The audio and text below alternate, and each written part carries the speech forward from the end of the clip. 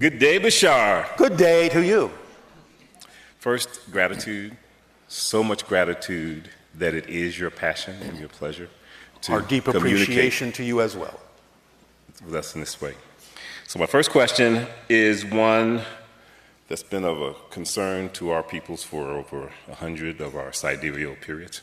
I don't think we come to a consensus yet, and I've done a diligent search, have not found an instance in which this question was posed to you, and you've answered it, so this is as good a time as any. How much wood could a woodchuck chuck if a woodchuck could chuck wood? If a woodchuck could chuck wood, he would chuck as much as he could.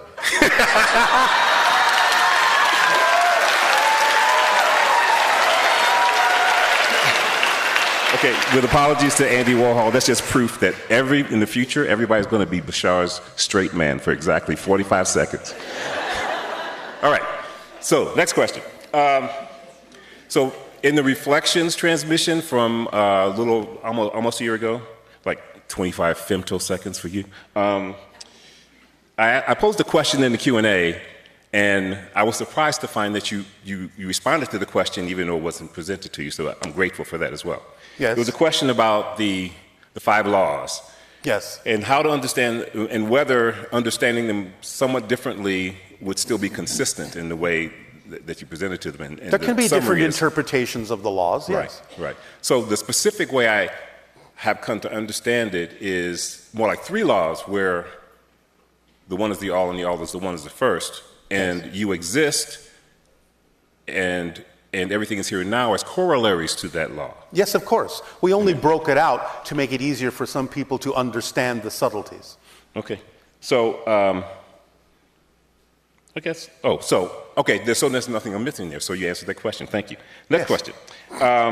So there's also this, I guess, another understanding that I've come to and like to communicate is that we as a people, I call ourselves Mollies, like Masters of Limitation. Yes. That seems like the name is appropriate. One is the one that you touched on a little earlier in this transmission, which is many of us think of ourselves as bodies with a soul, when in truth we are souls that have a body. But the other fallacy, I'm sorry, was that? Okay. But the other fallacy is that the universe, we understand the universe to be principally physical, meaning the Big Bang happened and these little things called atoms, got more and more complex, yes, et cetera, and the consciousness arose out of that. Whereas yes, the truth, or truth is too big a word, but it's more accurate to say. The whole picture. The whole picture. Yes, is the idea of the physical universe is just part of the picture. Right, and that it arose out of consciousness, meaning consciousness is primary, and the universe came out of consciousness. Is that accurate? Is that a well, again, you're saying it from a linear perspective when you say came out of. Because again, existence is, and time is one of the things that exists within existence. And so you can experience the idea of a universe coming out of it, or you can experience it just as is. So it just depends on your perspective. Interesting. Okay. So I'll have to internalize that a little bit more later. So, all right, if you say so. All right. Because the next part of my question kind of depended on a different answer, so I'll go to the next question.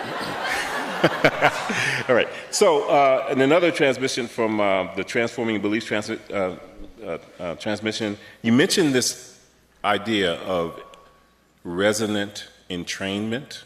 Yes. In among a group, and the idea of creating a kind of bubble. Yes. And are you talking about around the ships? No. I meant not. It was presented in a way that it was something that we could do ourselves, even in our current state. We could use resonance, yes, to better entrain our hearts together to achieve an aim. This is why in ancient Atlantis it was a technique that was used with drums. The idea of, in classes, to teach children things, they would start by beating a drum along with the idea of the heartbeat. And as soon as all of the children in the class were resonating to that drum beat, it was matched, synchronized to their heartbeats, then they would slow that beat down, their heartbeats would slow down, they would go into a kind of a trance-like state, and then they would be able to experience the lesson in a much fuller and richer way as an actual experience of being what they were being taught about. So in other words, if they were being taught about sailing, they could actually experience themselves in the trance-like state of being in that resonant bubble as if they actually were the ship, were the sails, were the ropes, were the water. They could actually experience being the ship by being in that trance, and it was induced from that resonant drumbeat state. Yes? Are there ways we can work together to do something similar? Specifically, my recollection, at least, of that transmission was that it could be, that resonance that you just referred to could be used in the way you just described. But I also got the impression that it could also be used in a way to project love, harmony, whatever the intention is that shared group has. Because then you're saying you're in resonant harmony with existence. Because unconditional love is the signature frequency of existence itself. That's what you translate the frequency of existence as. You call it unconditional love. Right. So if you're in harmonic resonance with it, then that's what you're projecting, yes. Okay. So I also participate in musical performance. And that idea inspired me to imagine how I might be able to do that. Yes. In the next 5 years. I was hoping, if it's possible for you to elaborate on how ways we might be able to apply it. Is there something you can share with us that would help us? You're familiar with the Formula 2, yes? Yes, I am, and I'm going to self-disclose that I know I am not adhering or acting in a way consistent with the formula at all times. Well, it's all about being in resonance with unconditional love, because the idea is when we talk about acting on your passion, we're talking about acting on your passion in service to humanity, and that has to come from unconditional love. Okay. So I have a question about this. Is really about my what? My personal experience. This is a personal question. Yes. Just last night, I was engaging in a ceremony, and the facilitator of that ceremony asked me what I wanted to receive. Yes. And I was a little flummoxed at my inability to simply answer that question. All right. Meaning, and that led me to probe it's obvious I have I won't say a problem, I have a challenge with that. What I'm asking you, is there something that you can read specifically in me that leads to that challenge? All right, well, let me ask you a question. Yes. If you hadn't been willing to open up to receive being flummoxed, what would you have been open up to receiving? What did being open to being flummoxed get in the way of you actually receiving? Because being flummoxed means, in a sense, you may not have felt you were ready to actually receive what you really preferred to receive. So why aren't you ready for that? That's the question to examine within yourself. Is there a fear connected to that idea of receiving something that you really know you wish to receive, but get in the way by being flummoxed, by being hesitant? Is that what the fear-based belief within you is going, don't do that yet, you're not ready for that yet, so be flummoxed. So that's the question to ask yourself. What is it that you could have received that you might not have felt ready to receive that caused you to react by being flummoxed? Thank you, Bashar. All right?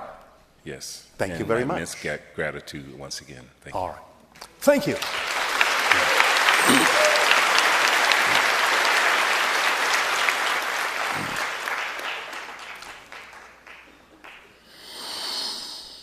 Hello. I know you. Good day. So that nice gentleman sort of stole my question a little bit. Where I'm over Are you here going to being- have him arrested? I may. We may hang out and be confused and flummoxed, as he said, together. But that's... I'm sure there's enough flummox to go around. I'm sure there is. So when I thought a lot about what I was going to ask you, that was the overwhelming feeling that I had is I never feel like I can trust the things that I'm thinking about. All right. One moment.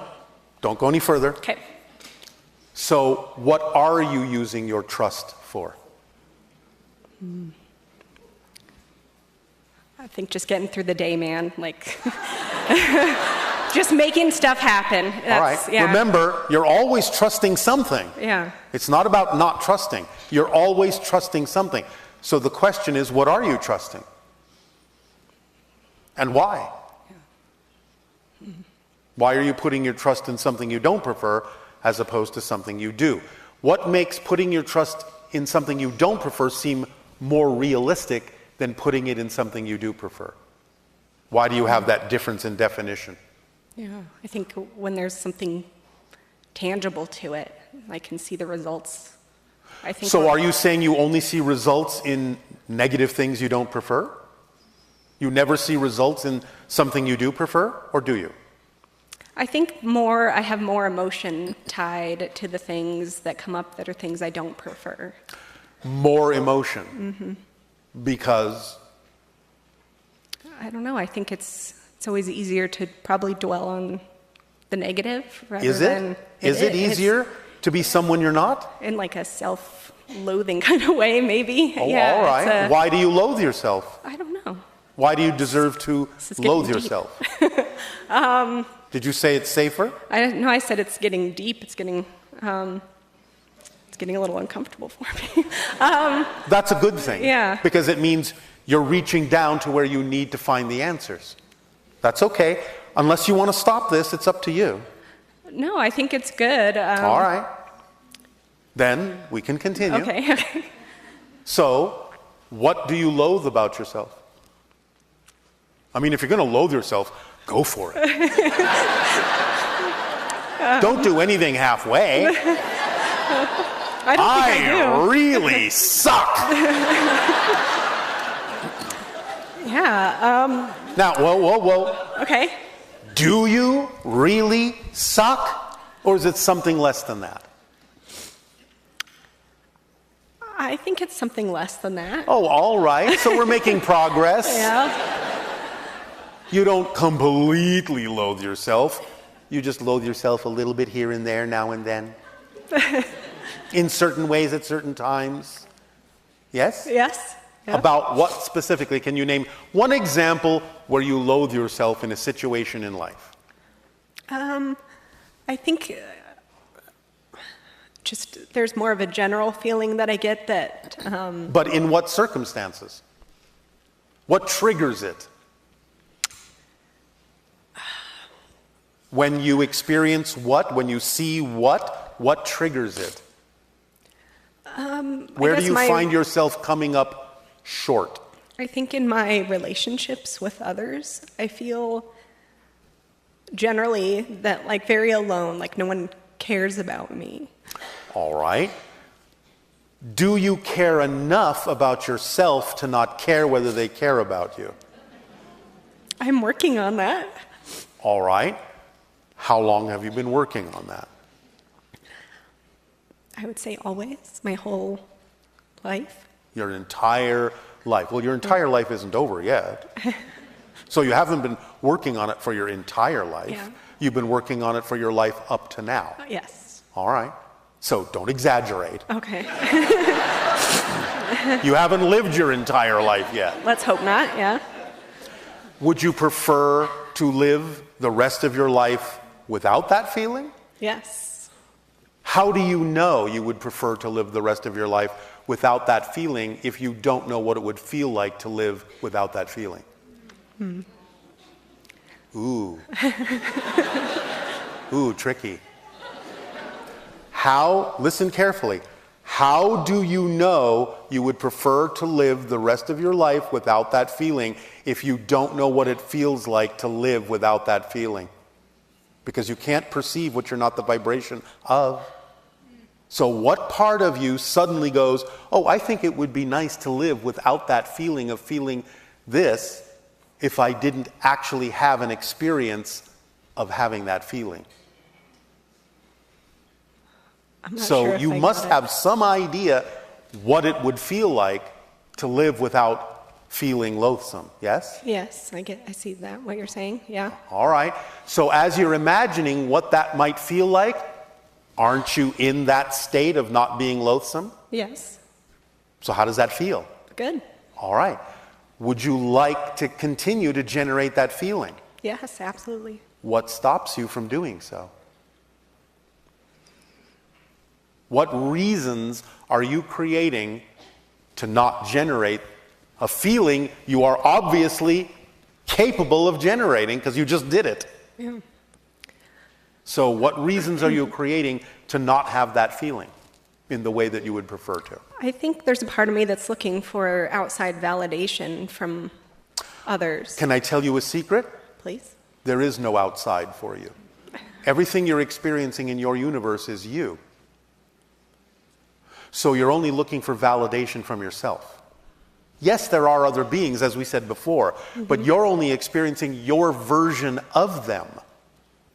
So they are aspects and reflections of you, even though they are also somewhat symbolically representative of other real beings.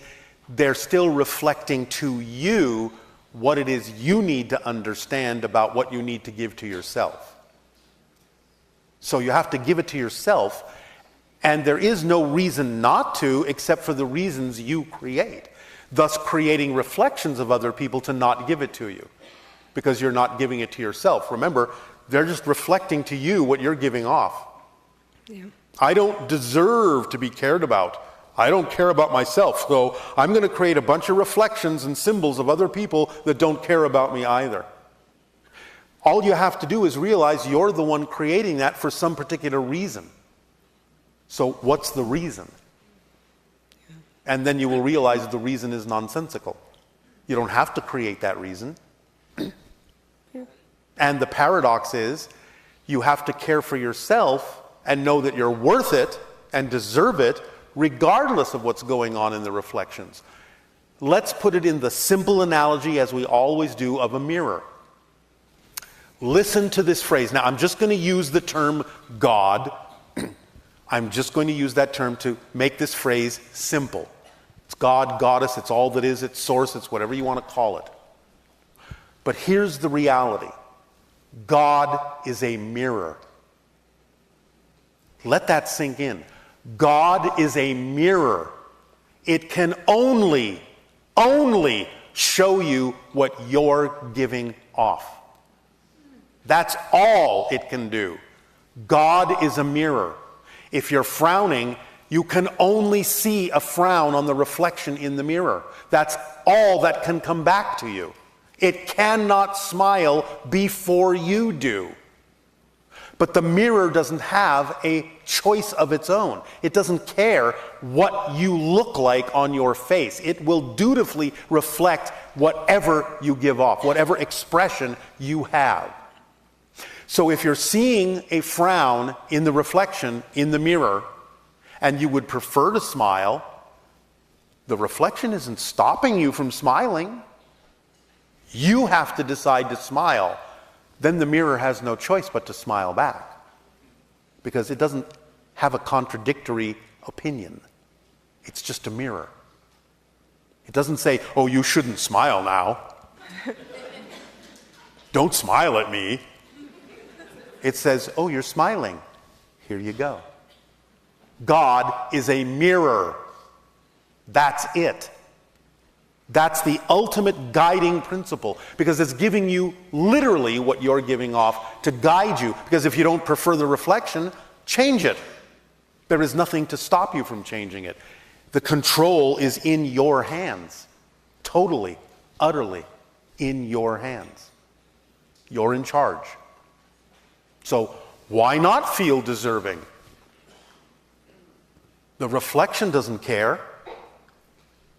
Being a being that is deserving can be just as real, because it's all within the reflection. Is this making some sense? It definitely is. Is it helping? It is.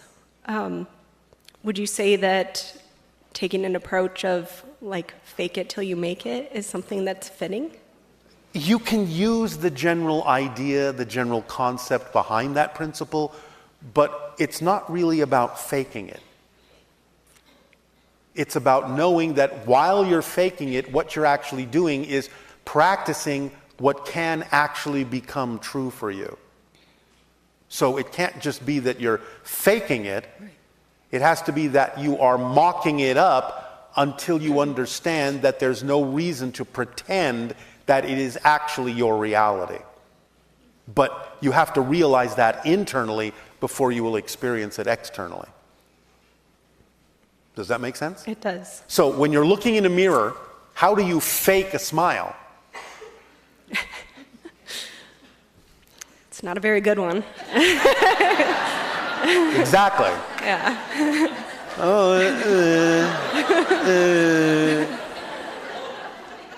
The mirror is going to do this too. Is that what you prefer? No. Probably not. No. So finally you will say, well, yeah, it's not really about this, it's just about this. Because that feels good. That's who I prefer to be. And the mirror goes, okay. So, yeah, sure, you can go and fake it, but that's what you will see in the mirror. Yes? Yeah. Does that help? Yes, thank you. You're welcome. Can I ask you another question? I don't know. That was a question. May I? May I ask? Okay. Sometimes when you're waiting, you crack Sometimes your when teeth. you're what? When you're waiting. Why are you waiting? No, when you are. When I'm waiting, I'm never waiting. I'm just I'm just wondering why you do that. Why I do what? All right, never mind. Thank you. Why I do what? It's the channeled body translating the fact that I'm having a conversation with someone else. So when my father was dying, he started doing that a lot. And He might have been having a conversation with beings on the other side he was about to meet. yeah, he said some things that made me think that, and Yes. I saw you do it, and I was like, It could No. also mean that Dad is saying hello. I like that. Thank you. You're welcome.